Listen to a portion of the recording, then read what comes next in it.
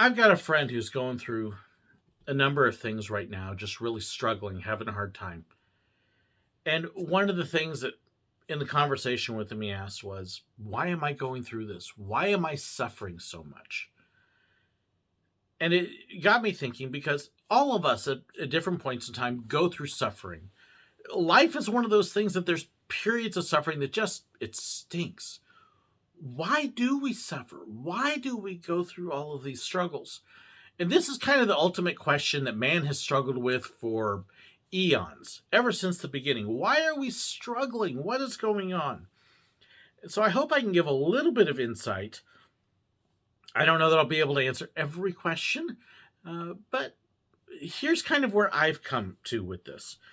One, all of us are going to struggle at some point with illness, with sickness, of results of bad choices, whether ours or somebody else's. We're going to get points where we're not liked, where things don't go our way, our finances may fall apart, our car may fall apart, our relationships may fall apart. Why do we go through all of this? Well, it goes all the way back to Adam and Eve. God created the Garden of Eden where everything was perfect, wonderful, lovely. It was the perfect place. And Adam and Eve made a choice. We call it sin. And with that sin, their disobedience, their decision to do what they wanted rather than what they were told, created a cataclysmic effect, there we go, on the rest of us. And it began to create a number of different things that happened because of that.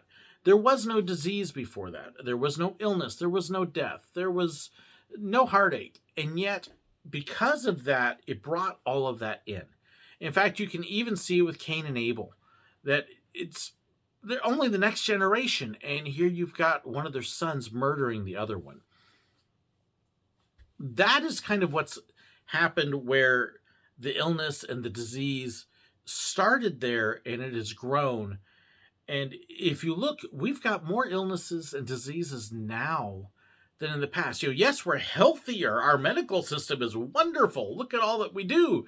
But we keep finding new things that we have to do to help fix it. I mean, Ebola, AIDS, COVID, and we constantly have new ones coming up. I'm like, what on earth? And then they morph and mutate and create bigger strains. It's because we're at this cycle where things are decaying.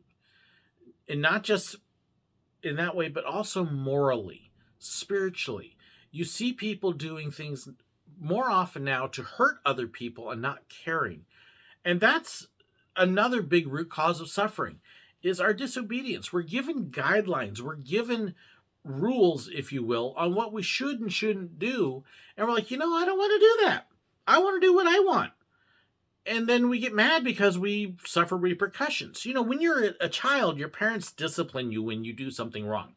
They do it actually in love because they want to teach you right from wrong and how to keep yourself safe. And the scripture actually says that those that the Lord loves, he disciplines. Sometimes what we're going through and suffering is discipline. I had one lady in the past. She was at our church. She had been divorced, had been together with a gentleman for quite a while, decided they wanted to make it right. We married them, fell apart, divorced, big mess, and almost immediately moved in with another guy. That then became another big mess. The whole time she's asking me, well, Pastor, what should I do? How should I approach this? And every single piece of advice I gave her, she ignored and did almost the exact opposite. And just constant drama and mess and disaster. And what should I do? Well, maybe you ought to try moving out and doing this other thing. Oh, I can't do that. I got to stay with him. She finally left the church because after she split with this other guy, which really, the way she lived with them, should have been married, but weren't. So essentially she had gone through like 3 marriages that I knew of, probably more. And her reason for leaving the church? Well, Pastor, you didn't help me, and there aren't enough single guys in the church for me to have a relationship with. Maybe you should stop pursuing relationships with guys and you ought to start pursuing God. Because that's what a lot of times the problem is. A good amount of our suffering is stuff that we bring on ourselves. We make choices for what we want, our desires, and we not only ignore what God says, we deliberately defy and disobey him a lot of times. And that leads to the suffering. And then we play, I don't want to read the Bible because then I would actually have to do what it says. Willful ignorance doesn't work either. And there's a lot of things that we know that we should be doing that we still don't do. You want to know what the suffering is? It's there. But here's the good news in all of this. In all of that, God never promises us that we will have a life free of suffering. God never tells us that when we become a Christian, everything's going to become perfect and wonderful and Jim Dandy. And anybody who tells you that is a liar, and turn them off. Okay? I can think of a couple televangelists right off the bat. Switch them off. They're lies. What God does tell us is that we're going to suffer, one, because of how life is, and then two, if we're following him, we're going to suffer for his sake. When you tell people, no, I'm not going to go get drunk at a party, they're not going to like you. They're going to make fun of you. When you tell people, no, I'm not going to go sleeping around with other people, they're going to mock you. That's okay. Here's the promise. God says in Isaiah 43 that when you walk through the waters, I will be there. When you go through the flames, I will hold on to you. You will not drown. You will not be burned.